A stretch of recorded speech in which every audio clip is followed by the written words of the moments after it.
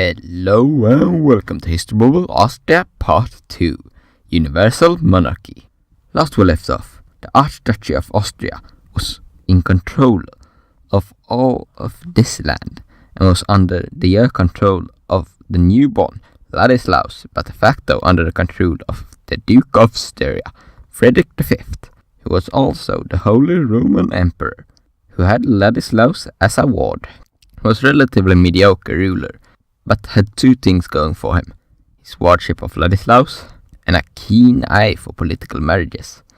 Although his strict wardship of Ladislaus left him disliked by much of the nobility, especially in Hungary and Bohemia, two elective monarchies who started to feel more and more left out by the Habsburgs.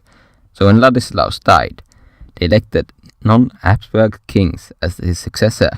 These marriages were most successful with his son Maximilian marrying the Burgundian heir, and his grandson Philip later marrying Joanna, Queen of Castile. He did this because of a grand plan he had, AEOU. It is for Austria to rule the whole world. But his domestic affair went much worse, as his refusal to aid Hungarians against Ottomans angered the king, Matthias Corvinus, who invaded and occupied Austria. Meanwhile, the King of Burgundy had died, leaving Maximilian on the throne, needing to fight France for it, and have to give up large concessions. He also started to take back Austria, starting with Tyrol, where he moved his capital. This meant Maximilian had technically become Duke of Austria, along with Frederick, but the latter had almost no power. Another war soon broke out with France, where Maximilian was able to regain most of his lost Burgundian territories, soon followed by the death of Matthias Corvinus, which led to the full reintegration of Austria.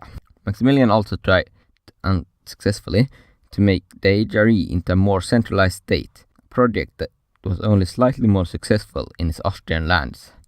A major reason for the relative failure was the almost constant wars he was fighting, which only garnered him relatively little territory. One of these wars was with Venice, which prevented him from becoming crowned emperor in Rome, so instead claimed the title elected Roman emperor, which would set precedent for many future emperors. His constant warring cost the empire in Austria much, with little gain. His successor became his grandson Charles, who had previously become king of both Castile and Aragon because of the marriage of his father to Queen Joanna, who was queen of these two kingdoms. These kingdoms, along with modern Spain, also owned Sardinia, Sicily, southern Italy, and much of the newly conquered Caribbean. This huge chunk of territory made Charles think to Frederick III's goal of universal monarchy an unreachable goal, as his territories were already wanting to break away. There were also two outside threats preventing this: France, the last major European power not under Habsburg control, and the Ottoman Turks, and also the emergence of Protestantism, which threatened mostly the Holy Roman Empire's authority, which was dependent on Catholic doctrine. To try to wield this immense empire, Charles had to divide rule over it to various family members, for example giving Austrian lands to his younger brother Ferdinand, letting him rule in all but name. This split up the Habsburg domain between Ferdinand and his successor in Austria and later Germany, and Charles and his successors in the rest. Still, Austria was some of the poorest land of the Habsburgs, largely because of the diminished trade with Ottoman emergence in the east and the prominence of sea trade. Ferdinand's early years went to destroying a noble revolt in Lower Austria, followed by a peasant revolt, and while he was able to crush these, he was not able to stop the spread of Protestantism. But 5 years after taking power, in 1526, the King of Hungary, Louis II Jagellonian, died fighting the Turks, with Ferdinand as his successors. But Hungary and Bohemia, which was controlled by Hungary, were elective monarchies. This was not much of a problem in Bohemia, where some brides got on the throne. In Hungary, the situation was quite harder, with a man named Ion Zapolya contesting the throne, leaving Ferdinand in control of only parts of the country. But the Turks were not content to just leave Hungary to the Habsburgs or Zapolya after having beaten their armies and killed their king, so marched on Vienna. But first they took over the lightly defended Buda, which Ferdinand had occupied, with their now Zapolyan allies, conquered the city. The Ottomans later arrived at Vienna in late September with an army of 100,000 against the Austrians' 20,000. But the Austrians were well prepared for siege, and it was too late in the year for drawn-out affair, so the Ottomans instead tried to assault the walls, but were unable to win before winter came, in mid-October, very early for this part of Austria. When the Ottomans went to the offensive once again, Charles had summoned a large imperial army, which was able to defeat them, stopping them from advancing even further into Hungary. This left Hungary divided between the Austrians in the north, with largely Croatian and Slovak lands, Ottoman vassals of eastern Hungary, led by Zapolya's son, and the rest under the Ottomans. Ferdinand's later attempt to try to regain his entire inheritance only led to defeat and tribute to the Ottomans.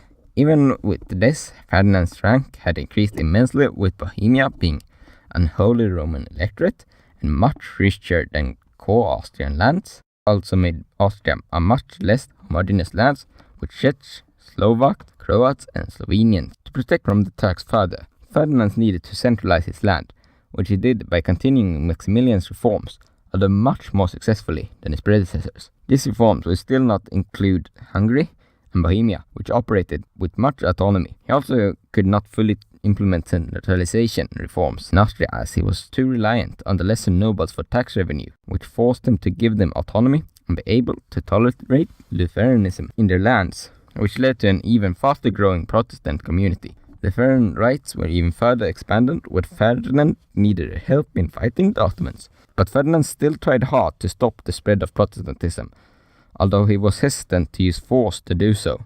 Upon Ferdinand's death, his eldest son, Maximilian II, took power, although was not given direct control over Inner and Further Austria, which instead were given to his brothers. Maximilian had always been quite accepting of Protestantism and followed a stance of being neither Catholic or Protestant, just calling himself Christian, especially before he became king, which resulted in quite lenient terms for the Protestant, with him even legalizing it in Bohemia and Upper Austria. This was quite different in the lands of his brothers, with Further Austria suppressing Lutheranism hard and Inner Austria wanting to do the same, but does not dare because of the Turkish threat.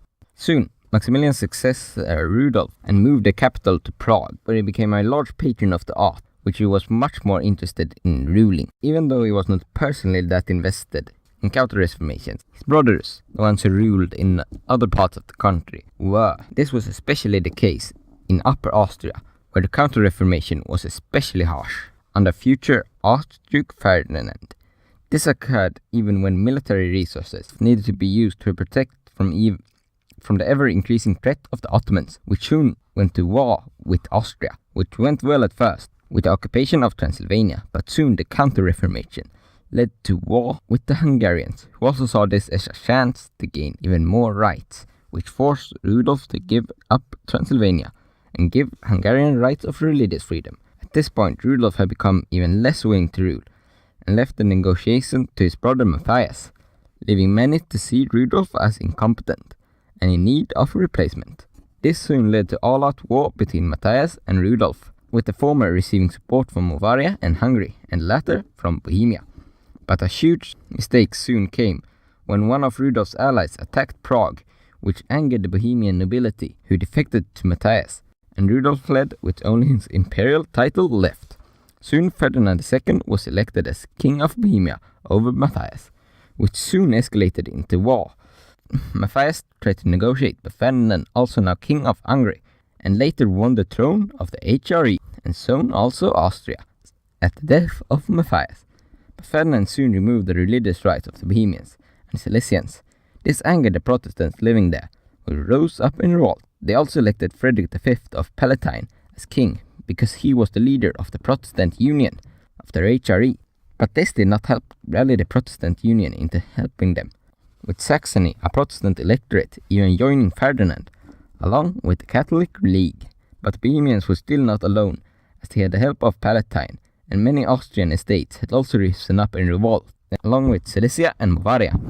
This led to Ferdinand having to mortgage some of his lands to be able to finance his army, but the rebels were quite disorganized, so the Habsburgs were able to pick them off one by one, before taking on the bigger threat of the Bohemians, which they also defeated easily at the Battle of White Mountain, after which a huge counter-reformation occurred in Bohemia, even suppressing Czech culture.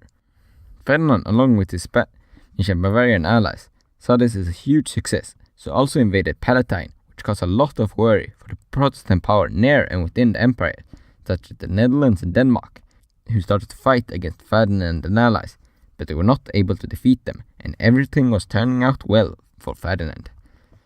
Even the choice to mortgage Upper Austria to Bavaria had turned out beneficial to him, as the Bavarians had enacted huge counter-reformation measures, making the lands return to Catholicism without having the population hate the Habsburgs for it when they returned to rule. But soon Ferdinand overreached when he tried to make the empire return fully to Catholicism in an edict which gave the Protestant Swedes, who were now planning to invade, German supporters. They gained even more sympathizers when the empire's army sacked Magdeburg. This made the Swedes under Gustav Adolf be able to have military hegemony over most of Germany, with both Prague and Bavaria being under Swedish occupation. With Ferdinand's power waning more and more, and his core lands starting to be pressured, but with Gustav Adolf's death, the HRE was able to win a string of victories, but the French were becoming more and more active in the war, even declaring war on Spain, and the Habsburgs were soon on the losing side once again. With the Swedes even making a comeback, the Habsburgs were quickly losing control of the situation, with revolts starting to pop out throughout their lands, and soon Bavaria and Austria were the only ones left. But soon Bavaria and parts of Austria was overrun. The only thing stopping the Swedes from marching on Vienna was the decision of the Turks to stop the advance of the Swedish ally of Transylvania. But soon peace was signed, and purely land-wise, the Austrian Habsburgs has not lost that much, but the empire had been hugely diminished, and the power within it even more so. The Swiss and the Dutch had left the empire entirely, and the other states had become practically independent. The HRE was now only a loose federation. The only thing they had succeeded in within the war was the destruction of Protestantism within their lands, with almost all Protestants either converting or migrating. And with that, we will leave Austria for today, but next time we'll see how the Austrians will do with the goal of universal monarchy and European dominance crushed.